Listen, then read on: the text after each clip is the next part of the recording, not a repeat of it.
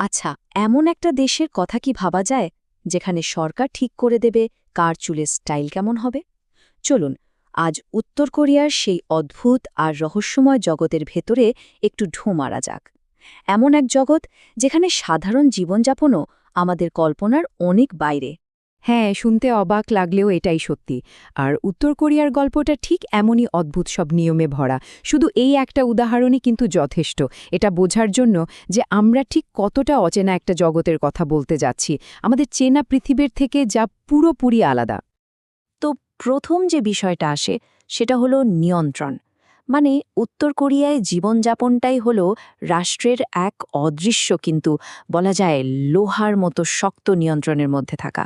এখানকার মানুষের জীবনের প্রতিটা মুহূর্ত প্রতিটা সেকেন্ডে যেন রাষ্ট্রের নির্দেশে বাঁধা।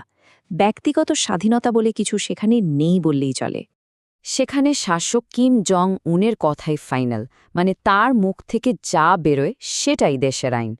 সাধারণ মানুষের প্রতিদিনের জীবনটা রাষ্ট্রের বানানো একটা কঠিন নিয়মের জালে এমনভাবে বাঁধা যে এর বাইরে যাওয়ার কথা কেউ ভাবতেও পারে না। আর এই নিয়ন্ত্রণটা যে শুধু দেশের বড় বড় বিষয়ে তা কিন্তু নয়, একদম ব্যক্তিগত পর্যায়ে চলে গেছে ব্যাপারটা। যেমন কি পোশাক পরা হবে, টিভিতে কি দেখা যাবে, এমনকি চুলের ছাঁট। হ্যাঁ, চুলের ছাঁট কেমন হবে সবই সরকার ঠিক করে দেয়। ব্যক্তিগত পছন্দের কোনো সুযোগই রাখা হয়নি। আচ্ছা, এই যে সংখ্যাটা দেখা যাচ্ছে ২০ থেকে ৩০, এটা কিসের সংখ্যা জানেন? এটাই হলো সরকার অনুমোদিত চুলের স্টাইলের মোট সংখ্যা। ভাবা যায়, নারী পুরুষ সবাইকেই এই হাতে গোনা কয়েকটা স্টাইলের মধ্যেই একটা বেছে নিতে হয়। এই একটা নিয়মই বুঝিয়ে দেয় যে রাষ্ট্রীয় নিয়ন্ত্রণ ঠিক কতটা গভীরে চলে গেছে। এই নিয়ন্ত্রণের পরের ধাপটা আরও সাংঘাতিক। এটা হলো তথ্যের উপর তৈরি করা একটা ডিজিটাল দেয়াল, যে দেয়ালটা পুরো দেশটাকে বাইরের দুনিয়া থেকে একদম আলাদা করে রেখেছে। কিন্তু প্রশ্ন হলো, একটা গোটা দেশকে এভাবে বিচ্ছিন্ন করে রাখা কি আদৌ সম্ভব? কিভাবে করে তারা এটা? দেখুন, আমাদের কাছে ইন্টারনেট মানে কি পুরো দুনিয়া হাতের মুঠোয়, তাই না? কিন্তু উত্তর কোরিয়ায় ইন্টারনেট মানে হল কোয়াংমিয়ং।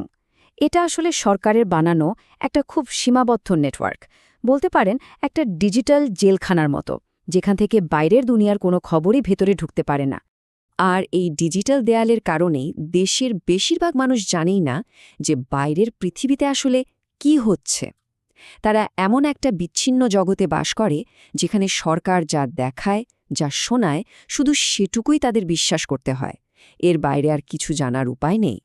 আচ্ছা, এবার চলুন উত্তর কোরিয়ার দুটো ভিন্ন চেহারা দেখা যাক। একটা হলো সেই চেহারা যা সরকার সবাইকে দেখাতে চায়, আর অন্যটা হলো সেই কঠিন বাস্তবতা যা সাধারণ মানুষ প্রতিদিন নীরবে সহ্য করে। মানে প্রচার আর বাস্তবতার মধ্যে পার্থক্যটা এখানে বলতে পারেন আকাশ পাতাল। ওদের সরকারি মিডিয়ায় সব সময় দেখানো হয় যে দেশের সব মানুষ খুব সুখে আছে, অর্থনীতি দারুণ শক্তিশালী, দেশটা যেন একটা স্বর্গ। কিন্তু আসল ছবিটা ঠিক তার উল্টো। দেশের বেশিরভাগ মানুষই মারাত্মক দারিদ্র্য আর ভয়াবহ খাদ্য সংকটের সঙ্গে প্রতিদিন লড়াই করে চলেছে। শুধু তাই না, দেশের ভেতরেও একটা বিরাট ভাগাভাগি আছে। রাজধানী পিয়ংইয়ংকে দেখলে মনে হবে যেন একটা সাজানো গোছানো মঞ্চ, যেখানে শুধু সুবিধাভোগী এলিটরা থাকে, আধুনিক জীবনযাপন করে। আর সেই ঝকঝকে মঞ্চের পেছনেই কিন্তু লুকিয়ে আছে আসল দেশটা, গ্রামগুলো, যেখানে বিদ্যুৎ নেই, খাবার নেই, ওষুধ নেই। আর এটাই হলো কঠিন বাস্তবতা।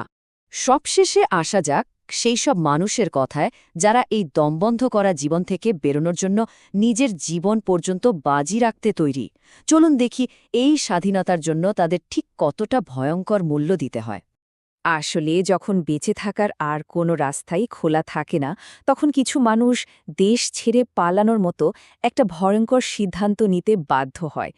এটা আক্ষরিক অর্থেই একটা জীবন মরণের বাজি, যেখানে জেতার সম্ভাবনা প্রায় নেই বললেই চলে। আর যারা এই ঝুঁকিটা নেয় তারা খুব ভালো করেই জানে যে ধরা পড়লে কি অপেক্ষা করছে। অকল্পনীয় যন্ত্রণা। পালানোর সময় যদি কেউ ধরা পড়ে, তার শাস্তি যে কি ভয়ঙ্কর হতে পারে ভাবা যায় না।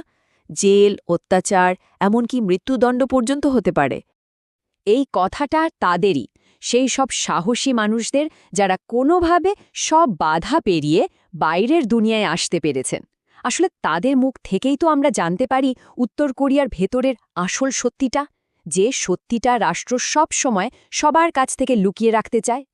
তো এই পুরো আলোচনার শেষে একটাই প্রশ্ন হয়তো মাথায় ঘুরপাক খায়। আচ্ছা, এমন একটা দম বন্ধ করা পরিবেশে কি একজন মানুষের পক্ষে সত্যি সত্যি বেঁচে থাকা সম্ভব? এই গল্পটা জানার পর স্বাধীনতার মূল্য যে ঠিক কতটা তা হয়তো আমরা নতুন করে উপলব্ধি করতে পারব।